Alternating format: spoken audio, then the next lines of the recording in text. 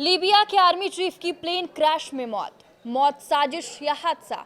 नमस्कार, मैं हूं साक्षी झा और आप देख रहे हैं न्यूज 18 का डिजिटल प्लेटफॉर्म।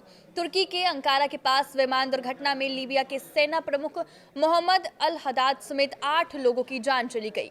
लीबिया अफसर के प्लेन ने जैसे ही टेक ऑफ किया, विमान में तकनीकी खराबी आ गई और इमरजेंसी लैंडिंग की कोशिश शुरू हो गई, पर यह कोशिश नाकाम रही। इस हादसे को लेकर लीबिया ने फिलहाल किसी भी साजिश से इनकार किया है। आइए आपको बताते हैं कि ये घटना कैसे हुई।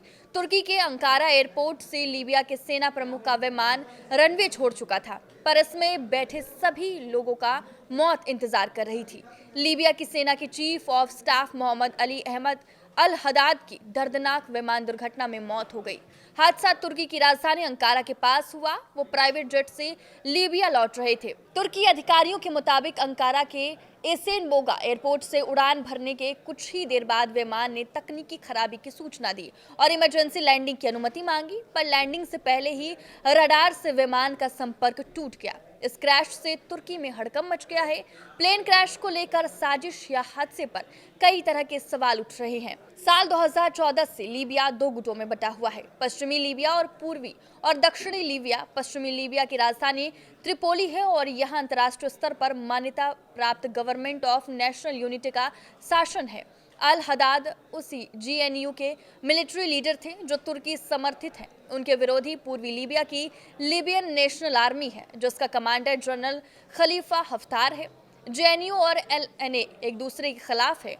मारे गए जनरल अल हदाद उन चुनिंदा सैन्य नेताओं में थे जिन्हें पूर्वी और पश्चिमी दोनों धड़ों में सम्मान प्राप्त था। अंकारा के पास विमान हादसे में लीबिया के सेना प्रमुख के साथ साथ विमान पर सवार सभी 8 लोगों की मौत हो गई। मरने वालों में अल हदाद के अलावा लीबिया के 4 अन्य वरिष्ठ सैन्य अधिकारी और 3 क्रू मेंबर शामिल हैं।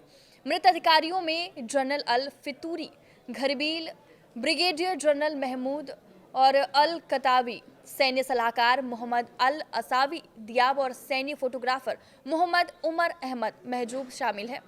तुर्की के अधिकारियों और जांच एजेंसियों ने शुरुआती जांच के बाद स्पष्ट किया है कि अब तक किसी भी तरह की साजिश या प्लेन से छेड़छाड़ के संकेत नहीं मिले हैं।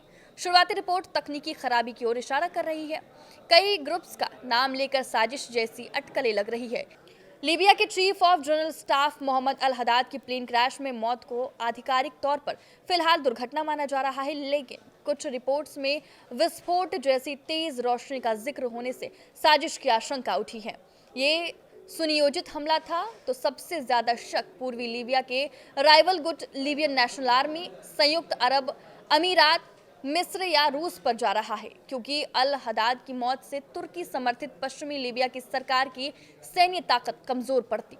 सोशल मीडिया में इजराइल की खुफिया एजेंसी मोसाद या अमेरिका की CIA का नाम भी लिया जा रहा है, पर इसका कोई ठोस सबूत नहीं है। तुर्की के न्याय मंत्रालय ने इस हादसे की आपराधिक जांच के आदेश दिए हैं।